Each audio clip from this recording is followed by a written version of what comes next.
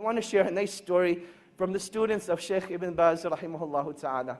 And this brings us to our fourth point. That fourth point is, it's not about how you live your life in this world. It's not about how you live your life in this world, but it's all about how you will be raised in front of Allah subhanahu wa ta'ala. It is all about how you will be raised. And this alludes us to the point that whatever you die upon is what you shall be raised upon. So let your last deed be your best one. And the story goes as follows. There was a brother who came overseas. And he came to seek a bachelor's degree in any field. And the natural climate was that this was the first time he got freedom from his family. In his society, people are very religious, very practicing. He couldn't have the fun that he wanted to have. So he comes to a place like England. He's in a free mixing university. In a society where no girl looks at you. In fact, there are no girls in your class. Now all of a sudden they're sitting next to you. And you can actually find an excuse to talk to them. Hey, can I borrow a pen? Hey, can I borrow some paper? And conversation becomes very easy. And now that you have a foreign accent, oh my God, you're a fitna for them. And this was the reality that he went through. That he came from a foreign land, and this attraction hit him right away.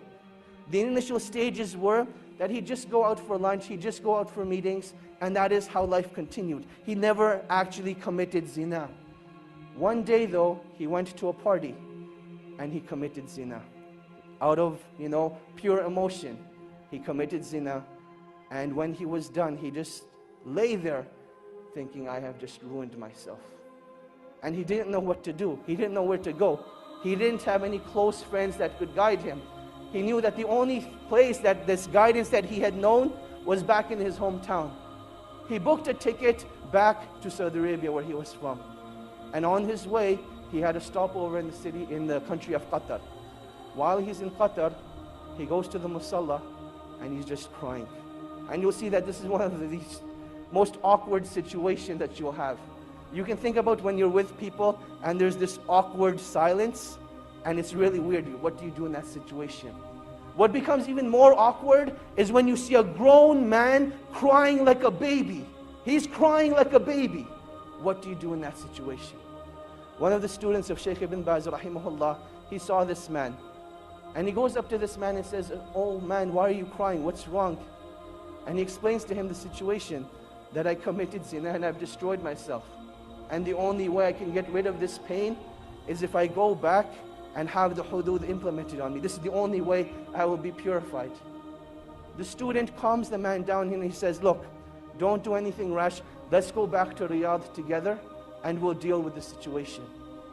They head back to Riyadh and the man is still crying throughout the whole journey. He feels really bad for what he has done. The student says, look, we've arrived in Riyadh, go spend the night at home, I will call you in the morning. Just make sure you don't do anything. Don't do anything, just wait till I call you. The next morning, the student calls Shaykh Ibn Baz, and he asks Shaykh Ibn Baz, rahimahullah, ya Shaykh, this is what happened. I met this man, he committed zina, and he feels that the only way he can be purified is if he has the hudud implemented on him. Shaykh Ibn Baz says, tell this man not to turn himself in, but rather, the sin has been hidden from the people, continue to hide it. Rather, seek forgiveness from Allah subhanahu wa ta'ala and turn yourself to the Quran. Let Allah subhanahu wa ta'ala be your guide. So this is what the Shaykh says to the student. The student calls this man up. Let's give him a name now. His name was Ahmad.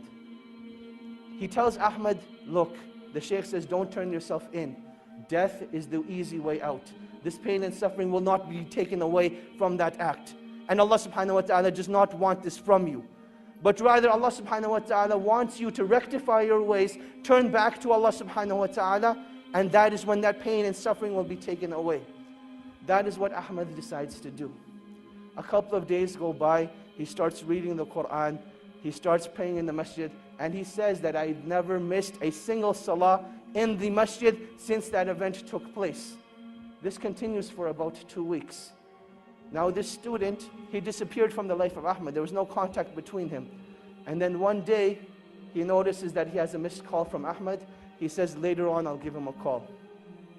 Another couple of days go by, and Ahmad's house is calling now. His home number is showing up on the Shaykh's phone 5, 6 times. The student calls the house back and he says, "Assalamu alaikum, how are you guys doing? What's going on?" And they say, "We need to speak to you. Ahmed needs your help." And he says, "Definitely, I'll come over and see you tonight after Isha." He prays Isha, heads over to the house, and he sees that something just isn't right. That you can walk into a place, no one will say anything, but you can see it from their faces, you can see it from their sights, that something just isn't right. He goes to the father and he says, "Assalamu alaikum." He says, "Wa alaikum assalam." He says, "I don't even know what to say to you, but I want to thank you from the bottom of my heart. Because I know if it hadn't been for you, this wouldn't have happened." And the student's thinking, what did I do? So he says, "Well, what happened? What are you talking about?" And he says, "Let me show you." He says, "Ahmed went and prayed Salatul Isha tonight. And he came back and he came to pray his sunnahs. And he was in his room for a really, really long time. And we went to seek him out. We didn't know what had happened to him. But I want to show you." He took the student to Ahmed's room. And there Ahmed was in sajda. And Allah subhanahu wa ta'ala took his life away at that time. And that is how he passed away. This is the story of an individual, not who was righteous, but this man committed zina, one of the biggest sins in Islam. And this is how Allah subhanahu wa ta'ala took his life away. And inshallah, when he's resurrected, that's the deed he's going to be resurrected on, making sajda to Allah subhanahu wa ta'ala.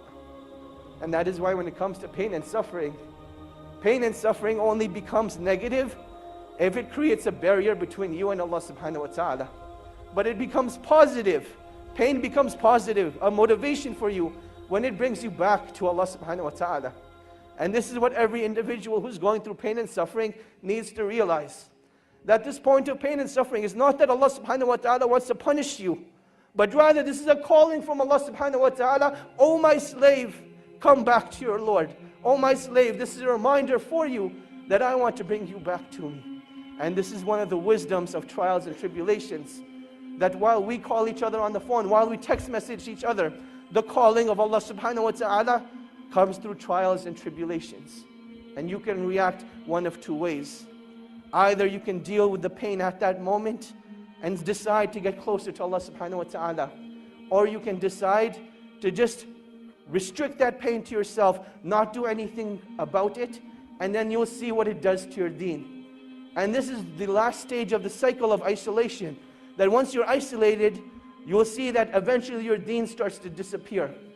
The content of your salah, the khushu in your salah, it disappears. Your ability to recite the Quran is no longer there. Your ability to fast during the day, it gets taken away. What did you do differently? What you did differently was you gave yourself into shaitan. And shaitan's promise is that he will lead you astray. He will lead you away from the path of Allah subhanahu wa ta'ala. So in times of trials and tribulation, you need to seek out the believers. You need to seek out the righteous and let them be your guide and help to Allah subhanahu wa ta'ala.